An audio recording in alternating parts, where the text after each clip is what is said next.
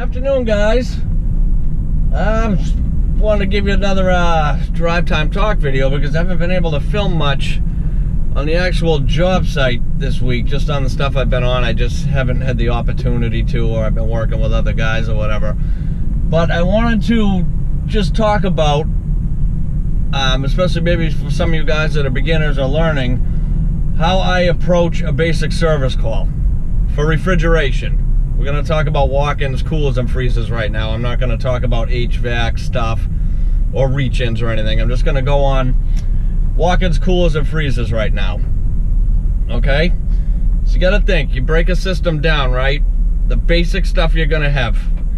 You got your compressor with your condensing unit. You got an evaporator with fans. You got an expansion valve and a solenoid valve. Thermostat. Maybe a high and low pressure control. That's it. That's your basic bare bones system that is going to be everywhere. Okay? So the first thing I do when I go in, I talk to the customer, yada yada, introduce myself, I'm here. If it's someone I already know, whatever. You know, I ask them what's going on. First thing I do, since you're inside, before you go to the roof or wherever the condensing unit may be, I always go in and I check the evaporator first. Always. Always make sure your fan's running and look at the back of that thing and make sure it is not iced up or frosted over or anything like that. First thing I check, okay? So if that's all good, usually your thermostat's inside the box too, or right on the outside, whatever. You check that next. Make sure that's set at the right temperature. Turn it, do whatever you gotta do so you hear it clicking, so you hear your solenoid click on. And if that's all working, you'll hear gas coming through, if the compressor's running. So if all that's good, then that's when I would go to the roof. First thing you do, you check up there.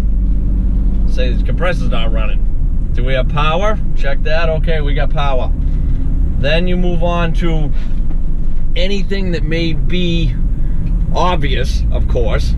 Something burnt or blown up or something that caught on fire or whatever.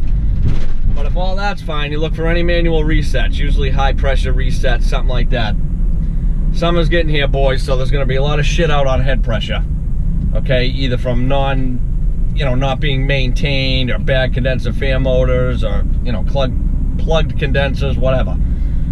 So if all that's good, but your compressor's not running, then I'd say I would probably next go to check any fuses that are in there on your control circuit, or you got fuses in your disconnect or inside the units, on your line voltage coming into your contactor.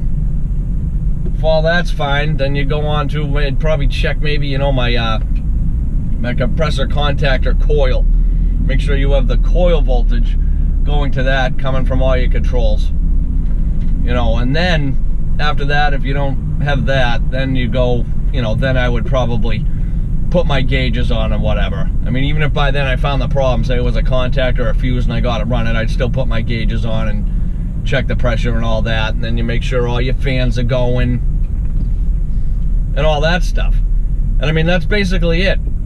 Just make sure all those basic components are working, but always start from the beginning with power, and especially just look inside, because you're already in there anyway. When you go to a customer's place, the first thing you do is you go inside and check in, so you might as well not, I've done that over the years. I've gone to the roof first, and then been like, oh, why's my pressures and everything all this screwed up? And then you go inside and it's like, oh yeah, my fan's dead inside. It's not running. My coil's frozen up, So that's how I usually approach a basic service call like that.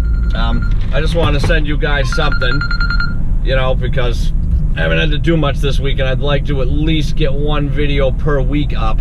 So, and I just want to thank you guys again for the new subscribers that have been coming to the channel. It's great to see people interested. I love the support, guys. I love hearing from you guys, and hope everyone's doing well. And I will talk to you soon, guys. I'll try to get some other stuff up as soon as possible, and when I'm able to film. Add, guys, that obviously if you find any of those things that I listed that are bad, they either have to be repaired or fixed or whatever, of course, and then you go on from there. I mean, there could be a couple things wrong, you know what I mean? You could have a bad contactor or blown fuses because of a bad fan or a bad compressor or anything like that. So gonna go from there. I just wanted to give you a quick rundown of how I approach a call and what I go through first, kind of just to give you guys like a basic flow chart of what I do. You keep going to the next thing until you find what's wrong. It's just, you know, eliminate the problem. That's what you do. So I wanted to add that to the end of this, guys.